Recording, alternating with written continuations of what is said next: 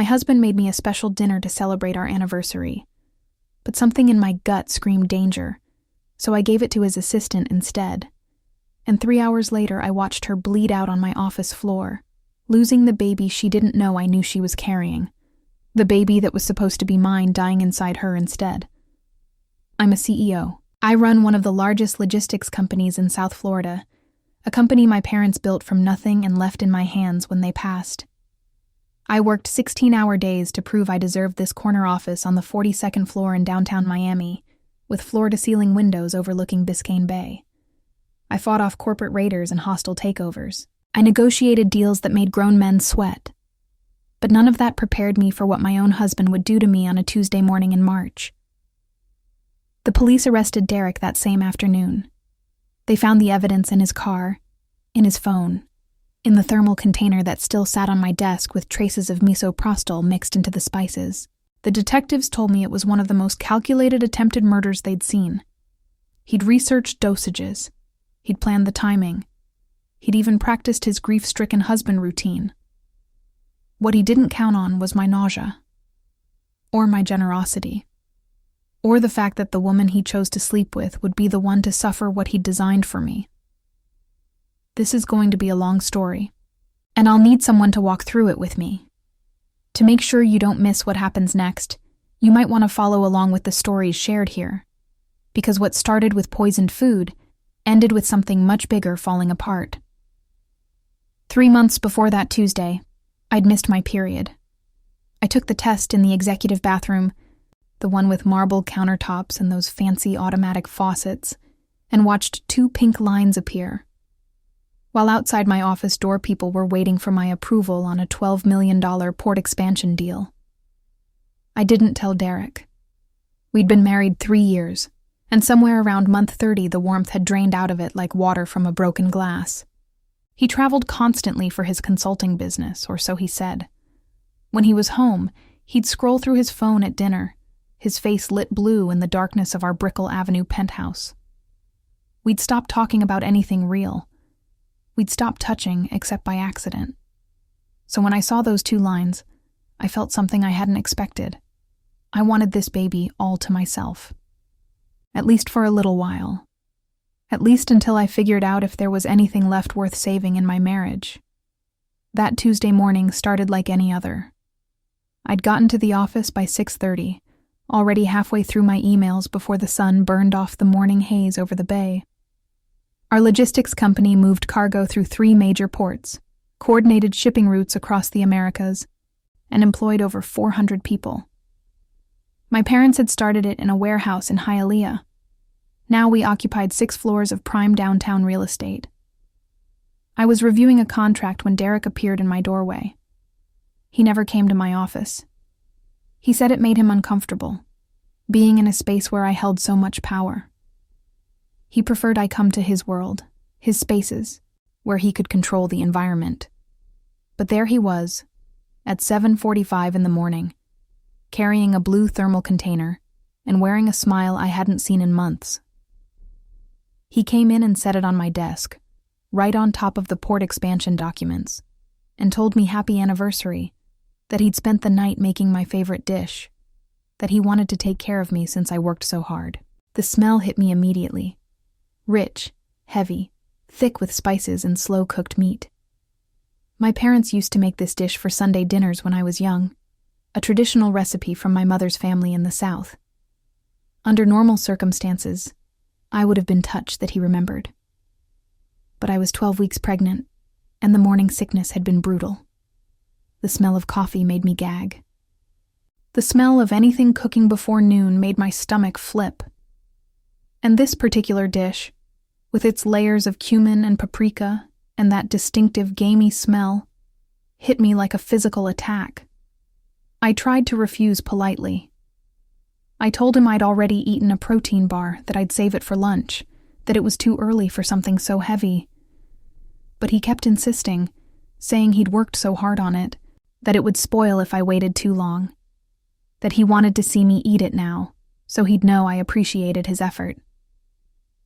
There was something in his eyes I'd never seen before, a kind of intensity, a need to watch me consume what he'd made. That's when Sophie walked in. Sophie had been my administrative assistant for 2 months. Young, ambitious, always dressed like she was heading to a nightclub instead of a corporate office. She wore skirts that barely cleared her thighs and heels that clicked like gunshots on the marble floors. I'd noticed the way she looked at Derek the few times he'd stopped by. Those long, lingering glances that lasted 3 seconds too long. She bounced in with some documents for me to sign, and immediately noticed the food. She made some comment about how lucky I was, having such a thoughtful husband. What a rare man, so attentive. Her voice had this syrupy quality that made my skin crawl. Derek left quickly after that, saying he had a meeting across town, kissing my forehead in a way that felt more like marking territory than affection. I sat there alone with Sophie in that thermal container, feeling my stomach roll, knowing I couldn't possibly eat it without vomiting all over my desk. And Sophie was still standing there, practically vibrating with that young person energy, probably having skipped breakfast to fit into that ridiculous skirt. So I did what felt natural. I told her I'd just finished a big breakfast, that I hated wasting my husband's effort, that she should eat it instead. She tried to protest, but not very hard. Within 30 seconds, she'd grabbed a fork from the break room and was digging in right there at the conference table in my office, making appreciative noises between bites. I turned back to my computer and tried to focus on the contract in front of me. But I couldn't shake the image of Derek's face when I'd tried to refuse. That strange insistence, that need to watch me eat. The feeling I'd had in my gut had nothing to do with pregnancy and everything to do with survival. By the time Sophie was halfway through the container, my phone was already ringing with the Port Authority, and I'd pushed the whole interaction out of my mind. Just another weird morning in a marriage that had stopped making sense. I had no idea that in less than an hour, I'd be watching her bleed on my office floor, and everything I thought I knew about my life would shatter like those floor-to-ceiling windows I'd always been so proud of. The scream came at 9:37. I know the exact time because I was on a video call with our San Juan office, and the timestamp was frozen on my screen when I jumped up and ran. Sophie was on the floor in the common area between the elevators and the break room. Not on her knees. Fully collapsed, on her side, knees pulled up, hands clutching her stomach. And the blood. I'd seen a lot in my years running this company. Industrial accidents, medical emergencies. I once watched a forklift operator lose 2 fingers and stayed calm enough to apply the tourniquet myself. But I'd never seen anything like this. The blood was spreading across the cream-colored carpet in a dark pool that seemed to grow larger with every second. Sophie's beige dress was soaked from the waist down. She was making these high, thin sounds that weren't quite words, more like an animal caught in a trap. My office manager had already called 911. Other employees stood frozen in a loose circle, no one quite knowing what to do. I pushed through and grabbed Sophie's hand, felt how cold and clammy it was, saw the absolute terror in her eyes as she looked up at me. She tried to say something but couldn't get the words out between the waves of pain. Her body was convulsing, contracting, expelling something that clearly shouldn't be expelled. That's when Derek came running from the conference room down the hall. Later, I'd wonder why he'd been on my floor at all, why he'd still been in the building after supposedly leaving for a meeting. But in that moment, I was just relieved to see a familiar face in the chaos. Except his face wasn't right. He skidded to a stop at the edge of the blood pool and went completely white. Not the kind of white you go when you're shocked. The kind of white you go when you've seen a ghost, or when your worst nightmare has materialized in front of you. He looked at Sophie, then at me, then back at Sophie. And I saw something cross his face that made my blood go cold. It wasn't concern, it wasn't compassion, it was rage. He turned to me and his mouth opened like he was going to say something, but then the paramedics burst through the stairwell door and everything became about moving fast, making room, answering questions I didn't have answers to. They got Sophie on a stretcher. One of the paramedics was asking about pregnancy, about medications, about what she'd eaten. I mentioned the food, just in passing, and Derek flinched like I'd slapped him. At the hospital, I sat in the waiting room while Derek paced near the vending machines. We didn't speak. What was there to say? His assistant had collapsed in my office after eating food he'd prepared for me. The coincidence was starting to feel less like coincidence. After 2 hours, a doctor came out and asked for Sophie's family. We explained we were her employers. The doctor looked uncomfortable, but finally told us she'd suffered a chemically induced miscarriage, that they'd found traces of misoprostol in her system, a medication used to terminate pregnancies, that they'd had to perform an emergency hysterectomy to stop the bleeding, that Sophie would live, but she'd never have children. The word miscarriage hung in the air like smoke. I hadn't known Sophie was pregnant. She'd never mentioned it, never showed, never asked for any accommodations. But then again, I was 3 months along and nobody knew either. Some women are just good at hiding it. What I did know, suddenly and with absolute certainty, was that the food Derek had made wasn't for celebrating our anniversary. He must have suspected I was pregnant. Maybe he'd seen my calendar when I'd written down my missed period. Maybe he'd noticed I'd stopped drinking wine at dinner. Maybe he'd found the pregnancy test I'd wrapped in toilet paper and buried deep in the bathroom trash. And he'd decided to do something about it. The misoprostol was supposed to make it look natural. Just another sad early pregnancy loss. He could play the supportive husband while secretly relieved that there'd be no baby complicating our inevitable divorce, no child to split assets over, no custody arrangements to tie him to me forever. But I'd given the food to Sophie instead. Sophie, who I'd thought was just an ambitious young assistant with terrible taste in office attire. Sophie, who'd apparently been sleeping with my husband. Sophie, who'd been carrying the baby that was supposed to die inside me. I looked across the waiting room at Derek. He was staring at his phone, jaw clenched, thumb scrolling mindlessly. He hadn't asked about Sophie's condition, hadn't expressed relief that she was alive, hadn't asked a single question about what the doctor had said. He just stood there radiating tension, like a man whose carefully constructed plan had exploded in his face. The police arrived 20 minutes later. Someone at the hospital had called them, as they're required to do in cases of suspected poisoning. 2 detectives in cheap suits asked us both to come down to the station to give statements. Derek's hand was shaking when he picked up his coffee cup. I noticed because my hands were perfectly still.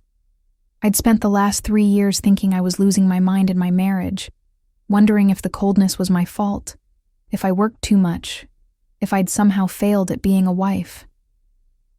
But sitting in that hospital waiting room, watching my husband fall apart while his mistress fought for her life after ingesting the poison he'd meant for me, I realized I'd never been crazy at all. I'd just been married to a monster. At the police station, they separated us immediately. Derek went into one interview room, I went into another. A female detective with iron gray hair and tired eyes sat across from me and asked me to walk through the entire morning, start to finish, every detail I could remember. I told her everything. The anniversary container. Derek's insistence that I eat it right then. How the smell made me nauseous. How I'd given it to Sophie instead. I didn't mention I was pregnant. Some instinct told me to keep that card close. The detective asked about my marriage. I gave her the truth. Cold, distant, probably headed for divorce. She asked about Sophie. I told her what I knew, which wasn't much. Young, ambitious, maybe a little too friendly with Derek, but I'd thought that was just her personality. Then she asked the question I'd been waiting for. Did I know Sophie was having an affair with my husband? I said no. And it wasn't a lie. I'd suspected something was off, but I hadn't known for sure until I'd watched his face in that hospital waiting room. The detective leaned back and studied me for a long moment. Then she told me something that changed everything. They'd already searched Derek's car, found receipts from a pharmacy in Coral Gables, a neighborhood on the other side of the city from where we lived, found text messages on his phone to a woman named Nicole, a pharmacist he'd dated before me, found a video on his laptop titled Misoprostol Dosage Guidelines, that he'd watched 4 times in the past week. They had him cold. This wasn't an accident. This wasn't a tragic mistake. This was premeditated attempted murder. The detective asked if I wanted to press charges. I said yes before she'd even finished the sentence. They kept Derek overnight. I went home to our penthouse alone, walking through rooms that suddenly felt like crime scenes. Every surface he'd touched, every space he'd occupied, felt contaminated. I'd loved this man once, or thought I had. I'd stood in front of our families and friends and promised him forever. And he'd tried to kill our baby without even confirming it existed. I couldn't sleep. Instead, I sat in the living room with all the lights off, staring out at the Miami skyline, trying to understand how I'd missed this, what signs I'd ignored, what red flags I'd walked past while focused on quarterly earnings and shipping routes.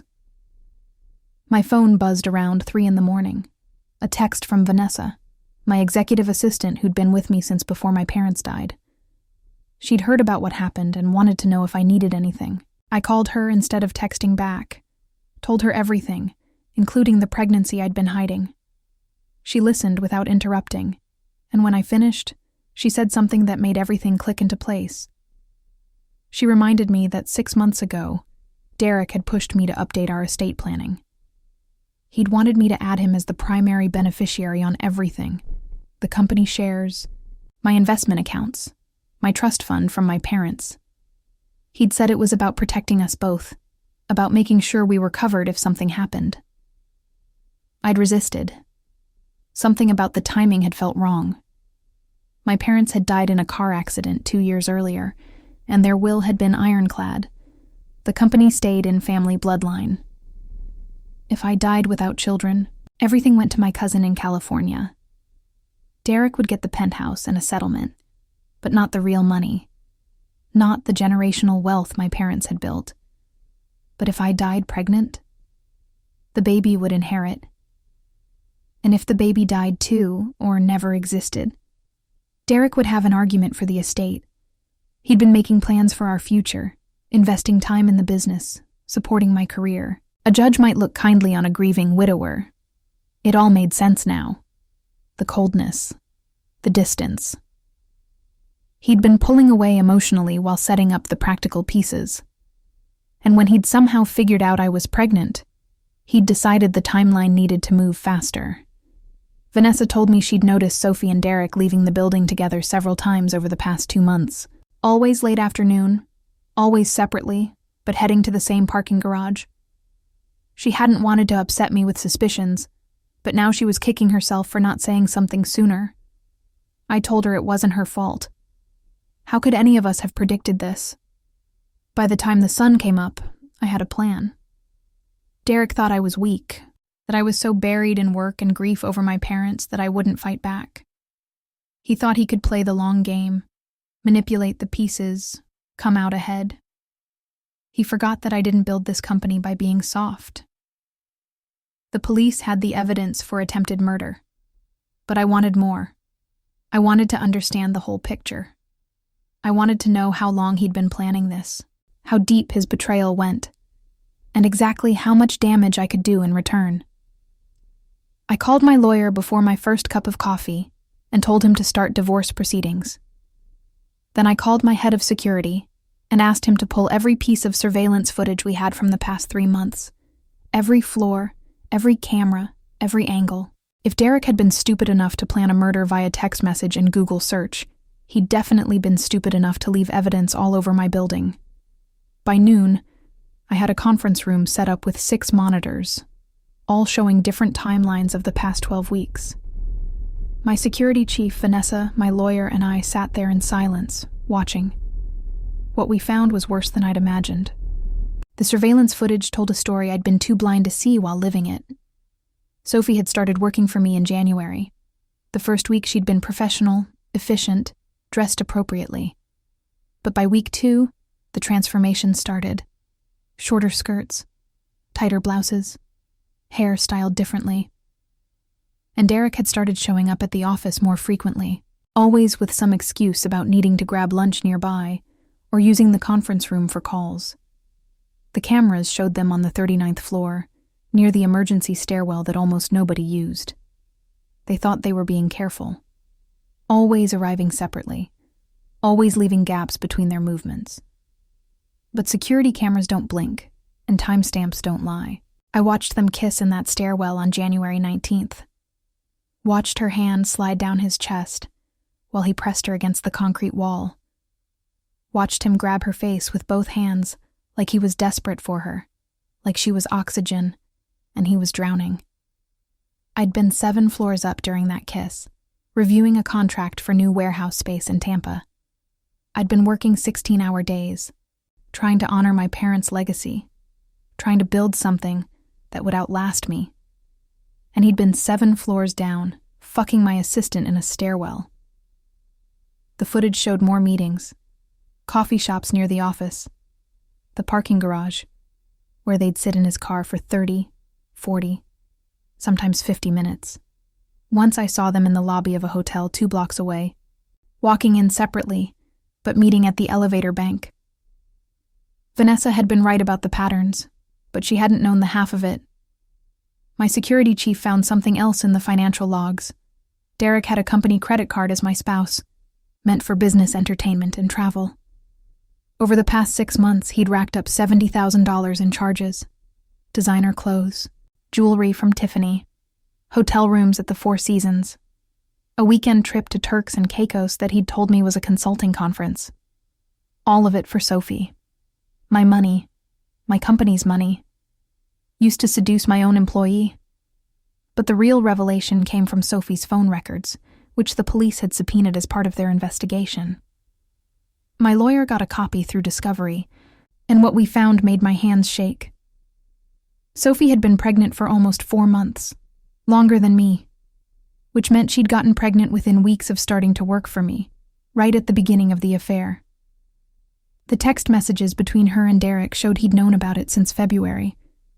They'd argued about it constantly. She wanted to tell me, wanted to go public, wanted to leave her job and have Derek support her.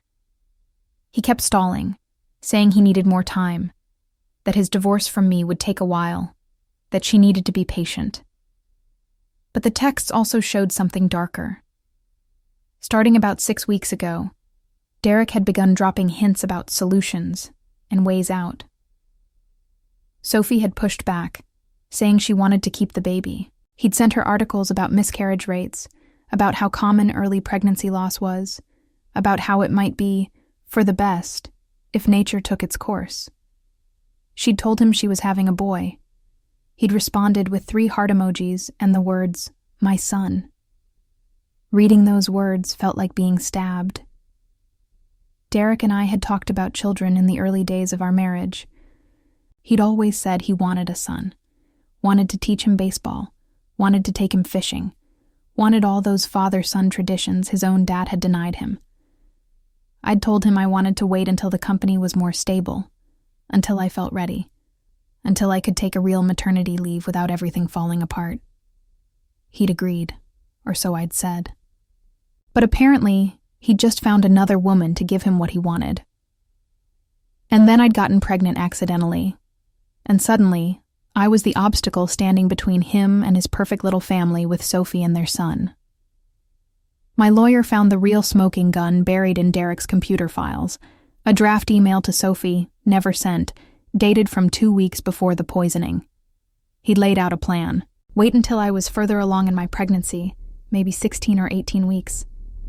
Increase the misoprostol dose to ensure a complete miscarriage. Tell me he'd add me to his insurance. Insist I eat home-cooked meals because I needed to be healthy for the baby. Then after I'd lost the pregnancy, he'd console me. He'd be the supportive husband through my grief.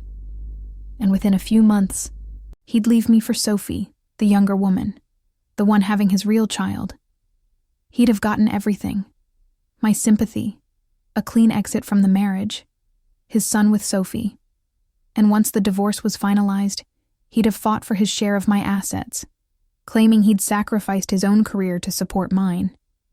It was so calculated it took my breath away. The morning he'd brought that poisoned food to my office, He'd thought he was executing a perfect crime. Make it look like a sad natural loss. No suspicion. No investigation.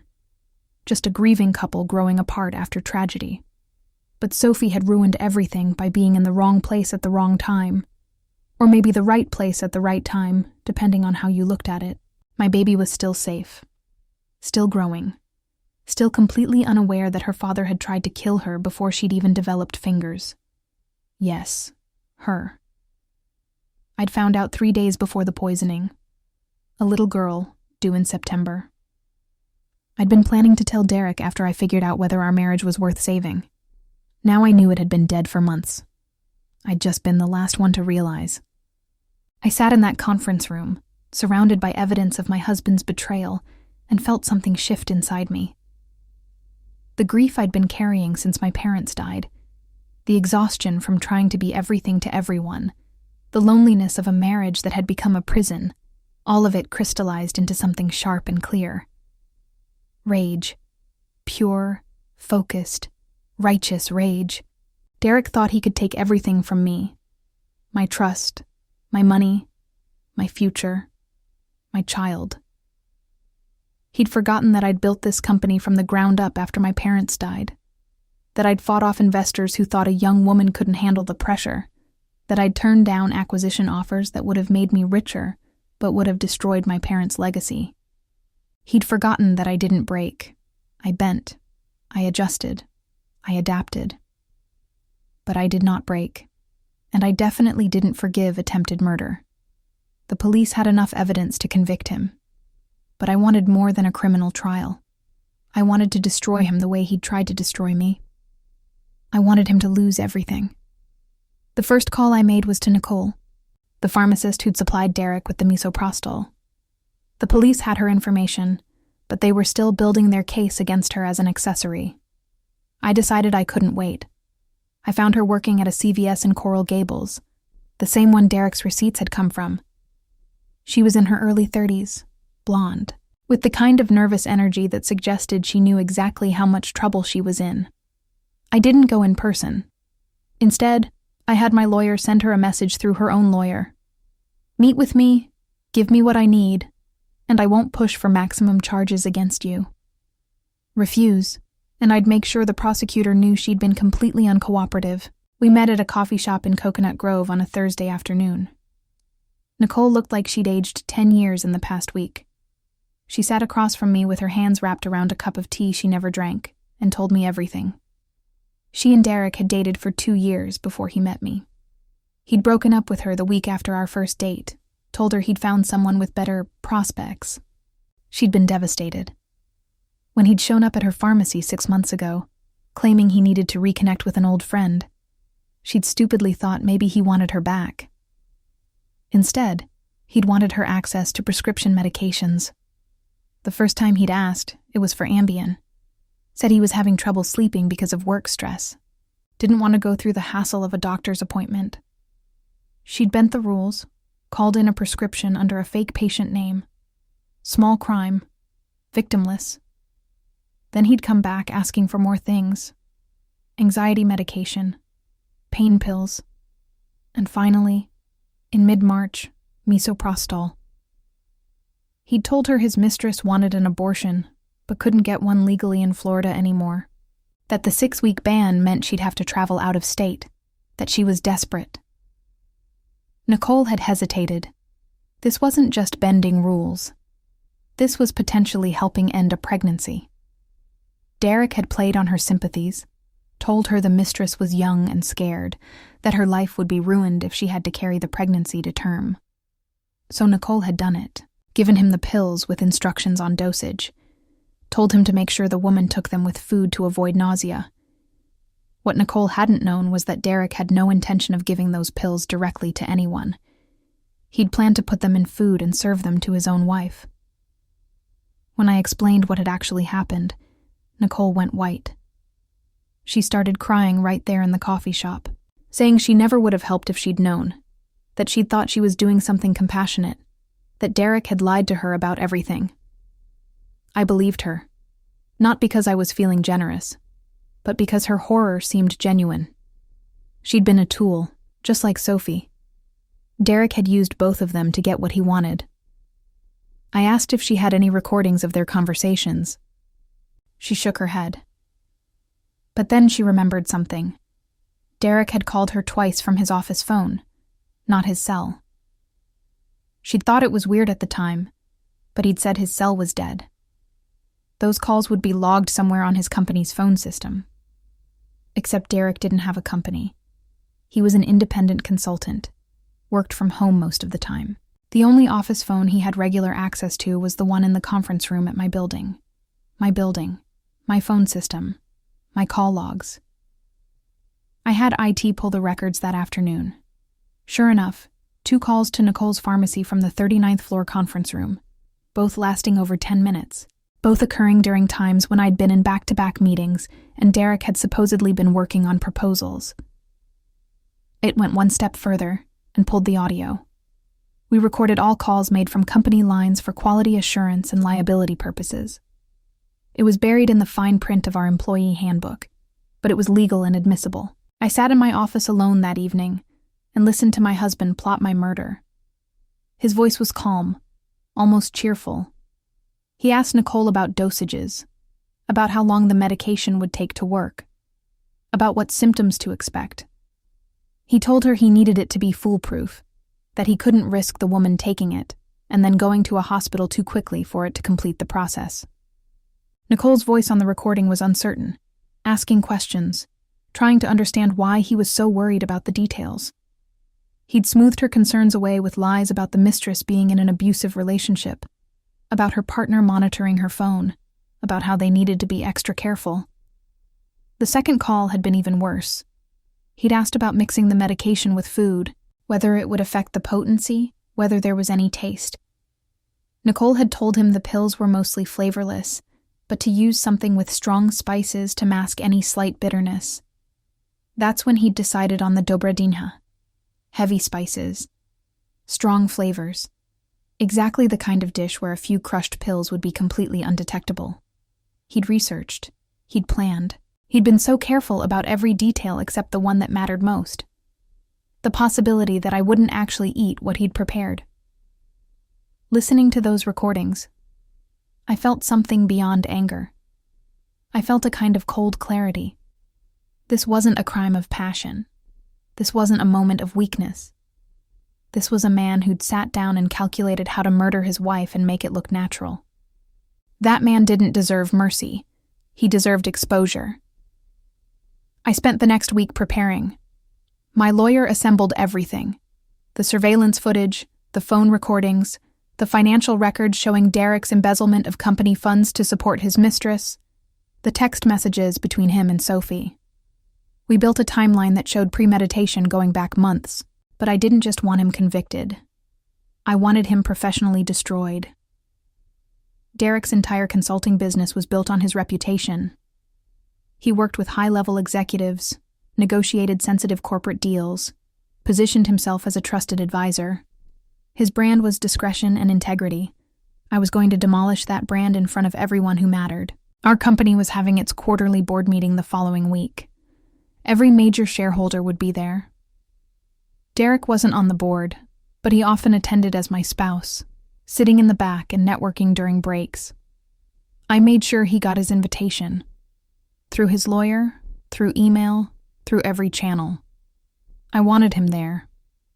I wanted him sitting in that room when I burned his entire world down. Sophie was still in the hospital, facing months of recovery. The prosecutors had decided not to charge her with anything. She was a victim, not a perpetrator. But I'd heard through the grapevine that she was already talking to lawyers about suing Derek. Good. I hoped she took everything he had left after I was done with him. The night before the board meeting, I sat in my penthouse nursery, the one I'd started setting up in secret. A white crib I'd ordered online. A rocking chair that had been my mother's. A mobile with little elephants that played Brahms' lullaby. My daughter was moving inside me now, little flutters that felt like butterflies. She had no idea how close she'd come to never existing, how one moment of nausea, one act of generosity toward the wrong woman, had saved both our lives. I put my hand on my stomach and made her a promise. I would never let anyone hurt her. I would never let anyone take what was hers. And I would make sure the man who'd tried to kill her before she was born would spend years behind bars, thinking about what he'd lost. The board meeting was scheduled for 2 o'clock. I had all the evidence loaded onto a flash drive. I'd prepared remarks that would take exactly 15 minutes to deliver. I'd even practiced my tone. Calm, factual, devastating. Derek thought he'd walk into that room as my husband, the respected consultant, the man who'd married into a logistics empire. He was going to walk out in handcuffs. The boardroom on the 42nd floor held 30 people comfortably. That Tuesday afternoon, it held 47. Every board member had shown up, including the 2 who usually called in from New York. Every major shareholder had come, even the venture capital firm that owned 12%, but typically sent a proxy. Word had gotten out that I was making a major announcement. People thought maybe I was stepping down, or announcing a merger, or revealing some new strategic direction. They had no idea what was actually coming. Derek arrived 15 minutes early. I watched him from my office on the security feed, saw him shake hands with board members, saw him laugh at someone's joke, saw him pour himself coffee from the catering setup, like he had every right to be there. He wore a navy suit I'd bought him for Christmas. The irony wasn't lost on me. At exactly 2 o'clock, I walked in. The room fell silent. I'd dressed carefully. A black sheath dress, my mother's pearl necklace, my hair pulled back in a way that meant business. I looked every inch the CEO my parents had raised me to be. I took my place at the head of the table and thanked everyone for coming. I told them this wouldn't be a normal quarterly review. I told them what I was about to show them would be disturbing, but necessary for them to understand. Then I dimmed the lights and started the presentation. The first slide was a photo of Sophie on the floor of my office, taken by one of the employees before the paramedics arrived. Blood everywhere. Her body curled in agony. Several people gasped. I explained what had happened, how my husband had brought me food laced with abortion medication, how I'd given it to my assistant instead, how she'd suffered a catastrophic miscarriage and lost her fertility. I saw Derek go rigid in his chair against the back wall. The next slides showed the surveillance footage, him and Sophie in the stairwell, the timestamps and dates, the hotel lobby, the parking garage meetings. I let the images speak for themselves. Then came the financial records. $70,000 of company money spent on his mistress. The spreadsheet was color-coded, red for jewelry, blue for hotels, green for restaurants and gifts. It painted a very clear picture. A board member interrupted, asking if this was really appropriate for a board meeting. I told him that embezzlement and attempted murder involving company resources was absolutely appropriate for a board meeting. He went quiet. The phone recordings came next.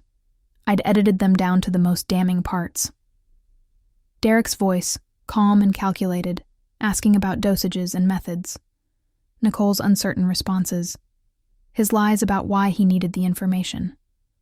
I watched several people turn to look at Derek. He was staring at his hands, jaw clenched so tight I could see the muscle twitching. The timeline came last. Every piece of evidence laid out chronologically. The affair starting in January. Sophie's pregnancy in February. Derek's increasing financial desperation in March. His contact with Nicole. The planning. The execution. The catastrophic failure. I ended with a slide showing just one sentence. He tried to kill my child. The room was dead silent. I turned the lights back on and looked directly at Derek. I told the room that the police had enough evidence to convict him of attempted murder, that he'd be arrested as soon as this meeting was over, that I was divorcing him and ensuring he wouldn't see a single dollar of my assets. But I also told them something else, something I'd discovered in the past week that even the police hadn't found yet. Derek had been planning to take over my company. Buried in his laptop files, my forensic accountant had found a proposal. A detailed pitch to 3 different venture capital firms, outlining how he could leverage his position as my husband to slowly acquire more control of the company. He'd been telling investors I was overwhelmed, grieving my parents, not really CEO material. He'd positioned himself as the steady hand that could guide the company into a new era. He'd already had preliminary meetings with 2 of the firms, had promised them preferential contracts once he had controlling interest, had essentially been trying to sell my family's legacy out from under me while pretending to be a supportive spouse. One of those firms was represented in the room. The partner stood up and started stammering an explanation, saying they'd had no idea about the attempted murder, that they'd been approached, but never committed to anything. I cut him off. I told him his firm was permanently banned from any future dealings with my company. I told him if I found out he'd known anything about Derek's criminal activity, I'd make sure every business publication in America heard about it. He sat down. I turned back to Derek. I told him I wanted him to understand something. He'd thought I was weak. He'd thought I was so buried in work and grief that I wouldn't fight back. He'd thought he could take everything from me: my trust, my money, my company, my child, and I'd just collapse. But I'd been underestimated before, by investors who thought I was too young, by competitors who thought I was just a figurehead riding my parents' coattails, by every man who'd ever assumed that because I was a woman running a logistics company in Florida, I must have slept or schemed my way to the top. I'd proven them all wrong, and I was going to prove him wrong too. The police had been waiting outside the boardroom. I'd coordinated it with the detectives beforehand. I wanted Derek arrested in front of everyone who'd ever respected him, everyone who'd ever done business with him, everyone who'd thought he was a good man. 2 officers came through the door. They read Derek his rights in front of 47 witnesses. They handcuffed him while board members watched in shock. They walked him out of my building, past employees who'd seen him around for years, past the security desk where guards had always waved him through. One of the board members asked if I was okay. I told him I was pregnant, that the baby was healthy, that I'd be taking a brief maternity leave in the fall but would remain actively involved in all major decisions. Several people congratulated me. A few looked uncomfortable, probably wondering how I could be so calm after everything I'd just revealed. What they didn't understand was that I'd cried all my tears in private. I'd raged and broken down and questioned everything in the safety of my home. But here, in this room, in my building, in the company my parents had built, I was nothing but steel. The meeting adjourned. People filed out quietly, many pausing to squeeze my shoulder or murmur support. The venture capital partner avoided eye contact completely. When the room was empty, I stood at the windows and looked out at Miami. The port was visible in the distance, container ships lined up like toys. Somewhere down there, my company's trucks were moving cargo, my employees were working, my parents' legacy was continuing. Derek had tried to take all of this, had tried to take my future, my child, my inheritance. Instead, he'd lost everything: his freedom, his career, his reputation, his son, because Sophie had already made it clear through her lawyers that she never wanted to see him again. I put my hand on my stomach, feeling that little flutter of movement. My daughter would grow up knowing her mother didn't break when someone tried to destroy her. She'd grow up knowing that power isn't about violence or manipulation. It's about patience, strategy, and the willingness to fight for what's yours. And she'd grow up without a father who'd tried to kill her before she was born. That felt like justice. Derek's trial lasted 3 weeks. The evidence was overwhelming. The jury deliberated for less than 4 hours. Attempted murder, guilty. Embezzlement, guilty. Conspiracy, guilty. The judge sentenced him to 12 years, with possibility of parole after 8. He'd be in his mid-40s when he got out, his consulting career destroyed, his reputation ashes. Sophie testified at the trial. She'd recovered physically, but the doctors confirmed she'd never carry a pregnancy again. She stood in that courtroom and described how Derek had promised her everything, how he'd told her they'd be a family, how she'd believed he loved her, Then she described the pain of that miscarriage, the blood, the knowledge that she was losing not just a baby but her ability to ever have children. The betrayal of realizing that the man she'd loved had been the one who poisoned her. I felt sorry for her, which surprised me. She'd been sleeping with my husband, after all. But she'd also been young and stupid and manipulated by someone who saw her as a tool, not a person. After the trial, she came to see me. It was awkward and strange, sitting across from each other in a coffee shop, two women who'd been connected by one man's violence. She apologized. I accepted. Then she told me she'd decided to go back to school, get a degree in something she actually cared about, instead of just taking whatever entry-level job paid her bills. She said what happened had made her realize she'd been living someone else's life, trying to be what men wanted instead of figuring out what she wanted. I told her I hoped she found what she was looking for. We didn't become friends. We didn't stay in touch. But we'd both survived Derek in different ways, and there was something important in acknowledging that. My daughter was born on September 14th. Labor lasted 18 hours. It hurt worse than anything I'd ever experienced. But when they put her in my arms, tiny and red and screaming, I felt something I hadn't felt in a long time. Hope. I named her Serena, which means peaceful. It felt right. After all the chaos and violence and betrayal, she was my peace. The first few months were brutal. Running a company while dealing with newborn sleep deprivation is not for the weak. But Vanessa became my right hand, helping me arrange calls around feeding schedules, bringing work to my home office so I could stay close to Serena. The board was supportive in ways that surprised me. Several members had reached out privately after Derek's arrest, sharing their own stories of betrayal or violence in relationships. I realized I wasn't alone in what I'd experienced. I was just alone in having it play out so publicly. The company thrived. Without Derek's manipulation and embezzlement, we actually posted record profits that quarter. We landed 3 major new contracts. I promoted 2 women into senior leadership positions, both of whom had been overlooked for years despite their talent. I bought a new house in Pinecrest, away from the penthouse where Derek and I had lived. Something with a yard and a nursery that got morning light. Something that felt like mine instead of ours. Sophie's lawsuit against Derek was settled out of court. She got a substantial sum, though nothing could really compensate for what she'd lost. I heard she moved to North Carolina, started working for a nonprofit that helped young women access education and job training.